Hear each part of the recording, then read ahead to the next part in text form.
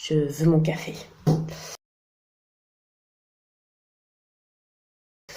Mon retour le plus marquant et que je tiens à partager avec vous aujourd'hui, c'est le retour à mon pays d'origine, la France, alors que j'ai grandi en Égypte pendant 10 ans.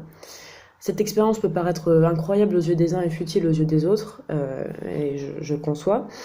C'est ce retour en France, ce n'est pas seulement un retour où on pose ses valises et on recommence tout de manière banale. En réalité, j'ai passé toute mon enfance, donc de mes 0 à 10 ans, dans un pays majoritairement pauvre, où ma famille et moi faisions partie des privilégiés, mais où nous avons toujours partagé, joué, ri et pleuré avec des gens et des personnes d'une culture différente. Et il n'y avait pas de notion de pauvreté, en fait, de nationalité, d'origine, de langue, de milieu, etc. Nous faisions entièrement partie de la population locale.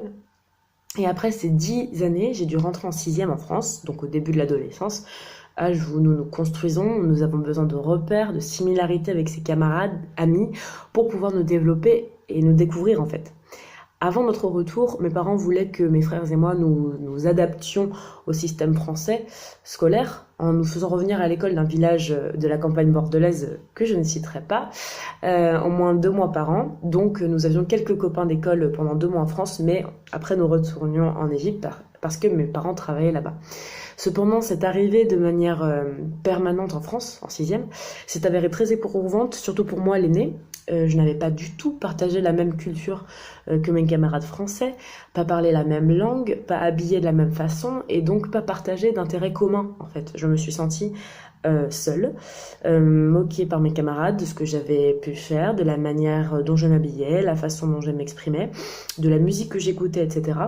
Et en réalité, même si j'étais française officiellement, je n'étais pas pour autant française dans les faits, puisque je ne partageais rien de commun avec les autres personnes de mon âge, et c'est ce sentiment de solitude qui était le plus difficile à traverser.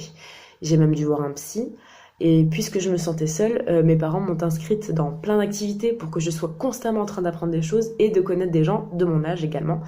Et je ne remercierai jamais assez mes parents pour m'avoir encouragée dans tout ça. Je faisais du piano, du théâtre, du dessin, de la natation, de la danse. Je partais en colonie de vacances, à l'étranger très tôt. Et après, c'est avec le temps que j'ai su me construire grâce à ces loisirs et les personnes que j'ai rencontrées dans ces activités marchent encore à mes côtés aujourd'hui. Après des années de collège difficiles, donc j'ai pu surmonter ça grâce au sport, à la musique, au dessin, et au final tout a été possible grâce à la passion que j'avais pour ces activités et grâce au soutien de mes parents. Donc tout dépend de comment on aborde la chose. Absolument. Et je soutiens mon propos avec cette citation bien connue, ce qui ne nous tue pas nous rend plus forts. Non, pas vraiment. Je pense que malgré les épreuves que chacun affronte dans la vie, il n'y a pas de retour en arrière possible et il faut se concentrer sur l'instant présent pour pouvoir avancer. Et ce n'est pas en baissant les bras ou en arrêtant ce que l'on fait que l'on progresse et que l'on revient plus fort donc. Ma joie de vivre et le fait que j'essaie toujours de faire de mon mieux et avec le plus grand dévouement possible. Ma famille, unie et présente, ce qui est une chance. Être passionné, être dévoué, toujours faire de son mieux, le temps que l'on consacre à ses objectifs et une bonne dose d'optimisme. Il y en a beaucoup trop, mais je dirais Jackie Kennedy pour avoir endossé le rôle de première dame des États-Unis avec élégance, simplicité et intelligence. Elle a enduré l'histoire la plus tragique qu'une femme d'un tel rang puisse vivre après le meurtre de son mari publiquement. Elle a dû agir en tant qu'épouse, mère et première dame. Elle a enduré la perte de 3 de ses enfants, dont 2 à la naissance, et malgré ces tragédies familiales, elle a toujours su garder une image de femme forte et brillante. Ensuite, le quatuor Rosa Parks, Nelson Mandela, Gandhi et Martin Luther King pour leur lutte pacifique pour l'obtention de leurs droits civiques.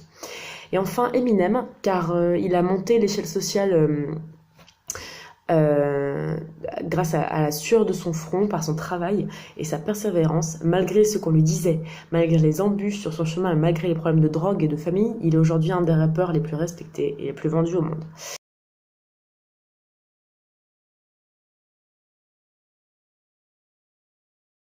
que malgré tout ce que vous pouvez croire, ressentir, ce que les autres vous disent, vous conseillent, c'est vous qui trouvez les solutions dans votre vie. C'est vous les acteurs de ce changement. Et surtout de rester positif, parce qu'on est dans un monde où tout est possible. Et que ce sera seulement votre détermination, votre volonté, votre optimisme qui feront la différence dans votre façon d'aborder les moments difficiles. Quels qu'ils soient, maladie, décès, difficultés financières, au travail, sociales, amoureuses, il n'y a qu'une seule clé et c'est vous qui la trouverez et personne d'autre. Nous sommes responsables de tout ce que nous entreprenons dans nos vies et de nos choix. Merci à Isaac pour ce projet passionnant.